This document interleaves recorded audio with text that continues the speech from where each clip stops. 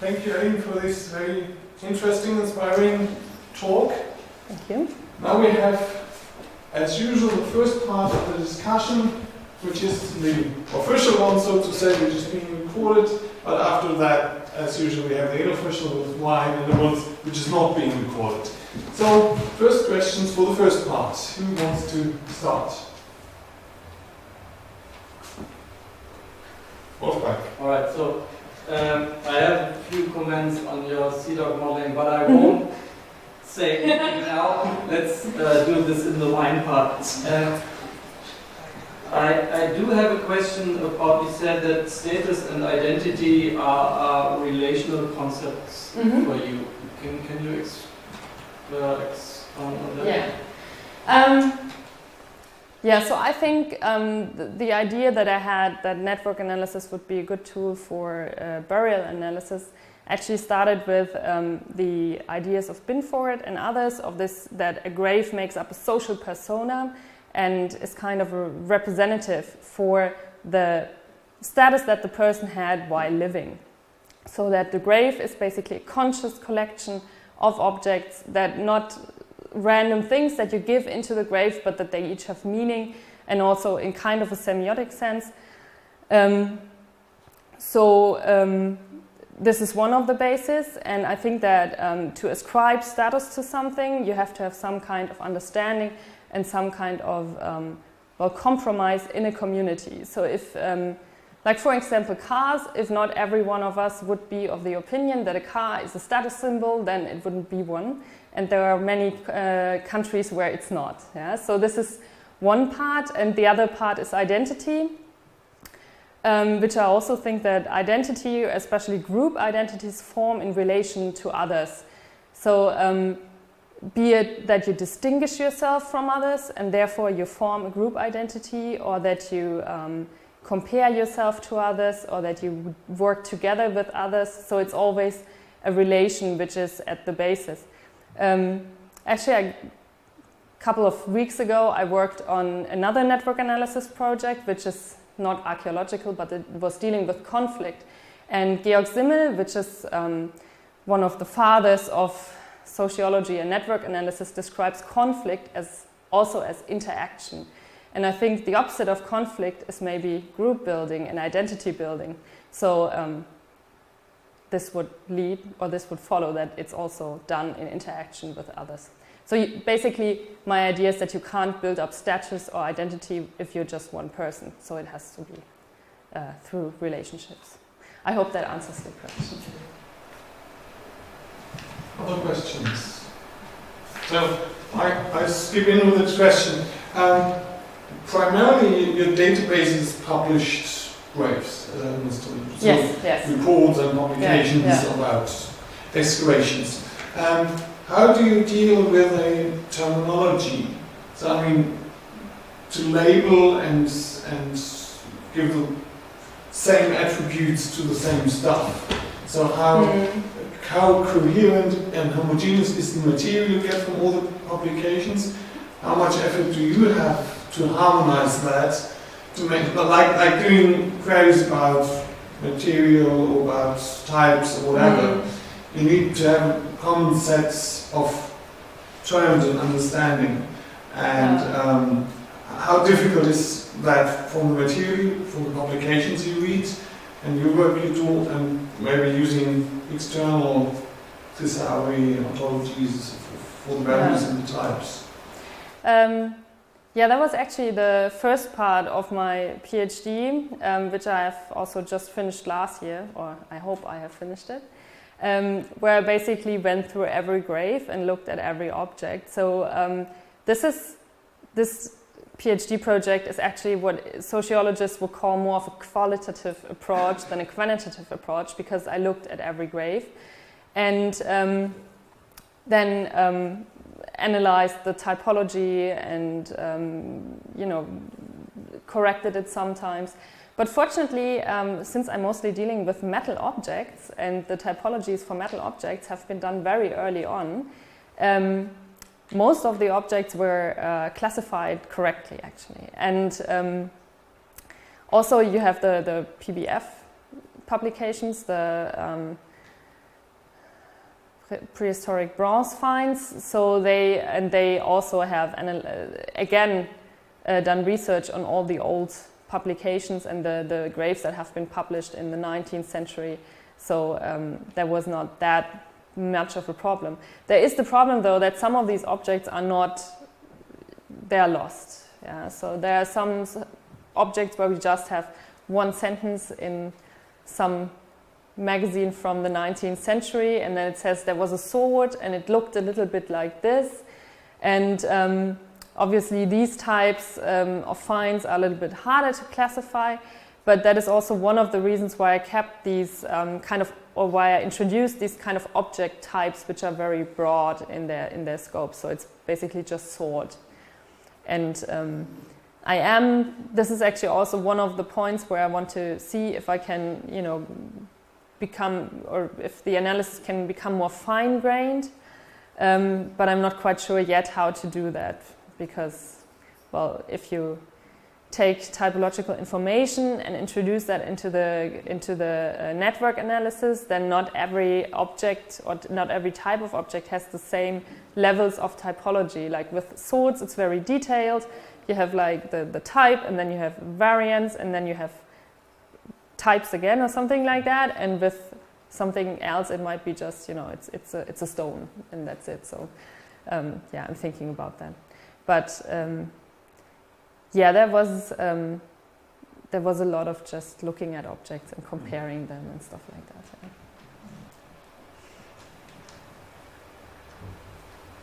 Other questions? I have a second one. You introduced and you showed the certainty affiliation to the relations, and then in the example you showed 1, 2, and 3 as a certainty value. Yeah. How is that defined, or what does that mean in a? Yeah. Maybe I will go back to the example. You mean this here? Yeah.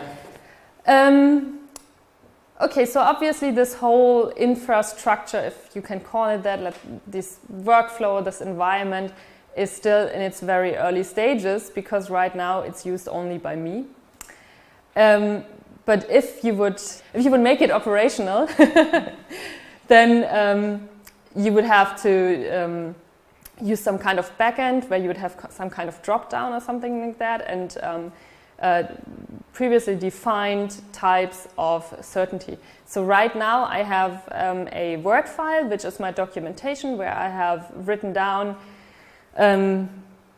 all the information, like which kind of node can connect with which kind of node, with which kind of edge, and also which kind of attributes can the nodes and the edges hold. And there I have also defined a range. In this instance, certainty is defined as with ordinal numbers, and there is somewhere I have made a scale which it says, I think 1 is very sure and 3 is probably, or something like that. I would have to check, but I have defined it for myself. Yeah. Yeah, one comment and one question. So I think the focus of the CIDOC CRM community, it's been mostly on developing the model, at least the interest, rather than talking about actual implementations of the model, both in the sense of linked open data and RDF, and also discussing like choice of databases. So I think in addition to the archaeological contribution, to the contribution to the archaeological debate, it's also a valuable contribution of showing actually a practical way how can we implement the CIDOC CRM model in a database. And I like very much the idea of using the database as a way of contextualizing things, then they get lost when you visualize the data and you study them as a network, because I was having the same problem. And I actually use the same solution. But the question is, how generalizable is your 4J model to other CIDOC CRM data? So can we, is it easy to use it for other data sets, or is it somehow tied to your specific data model? Maybe first a little comment to the first part of your question. That was actually one of the reasons why I have held, I think, 2 more presentations about this model up so far. Because when I started with this thing, I was, okay, I want to do a graph database and I want to model it after the CIDOC CRM. And then I started looking for exemplary implementations and I found, I think, 1. And I had no idea where to start. So then I did that and then I thought, okay, so if we really want that, or maybe with the advent of digital humanities and digital archaeology, data modeling has become such an important part of the everyday research process, also of like smaller research projects or independent researchers. So I think it's very important that we talk about how to model things, not only how to extend the model, which I think is very, very important work for people who are much more, know much more about the CIDOC CRM as I do. But this kind of how do I implement that? And one of the reasons why I decided to apply for the digital Classicist is that I would like to have discussions about the CIDOC CRM with people. So I'm very much looking forward to your comments later on. How can you transfer this model? Well, actually, I think the thing is it depends on what kind of project you have. Because the main difference of this model maybe from other models is that it doesn't document an excavation or a museum knowledge thing, but that it's more of a catalog type database. And one use case that I have that I might use this on, especially for an RDF implementation for semantic web, is actually like several publications of archaeological catalogs. So in that case, it would be, I think, it would be easy to transfer because you have the same basic structure, you have the closed context as the focus, and then you can branch out from that. I do think there will be some changes that I will have to make when I adapted to that specific use case because, well, every project has a different structure and every catalog. But I think in general, it should be fairly easy. I hope. But I guess at least the labels of properties and of the nodes. Yeah. I don't know if you have all of the CIDOC CRM in there, or if it's a subset, but at least that part is already independent. It will be.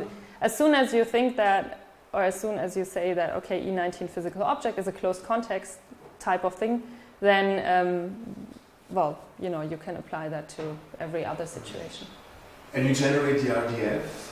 You should serialize CIDOC CRM in RDF starting from the Neo4j? Well, that is one of the topics for the future. I didn't want to include that in the Outlook because it's not even in the, it's like in the before early stages, but it's something that I'm planning for the future to transfer the data stored in this database to RDF. And there are also, Neo4j has some, or in the Neo4j community, there are some, movements towards the semantic web, obviously, because the structure is basically a triple store, so it should be easy, actually. Well, okay, I'm not saying that, but yeah. There are some procedures and stuff like that, I think, and some extensions for Neo4j where you can do that. I was looking at the topic, and I was expecting that there should have been already something in place, because it sounds so natural to go from RDF to RDF. But I've seen them, that there is a discussion right now in the Neo4j community about serializing to RDF, but not yet anything that you can use out of the box. So it's interesting. Yeah, I was actually hoping to tell you more about that tonight because we had a conference about graph databases in Mainz in January, and there was an advanced workshop where on the second day they were dealing with RDF implementation and graph databases, but unfortunately I was sick, so I wasn't there. But we have filmed everything, so I want to watch that sometime in the next weeks, and then I could send you an email about that. Any more questions? No? Everyone's looking for the wine. So thanks again for coming, for discussing and presenting. And so we finish it up nearly, so stay for wine and enjoy the last evening. and see you hopefully all healthy and well back in autumn, hopefully, and look forward to the new call for presentations, which we will prepare in the next couple of weeks and months, so maybe May, June, so have a look around. So thanks for coming, thanks for presenting, and have a good evening.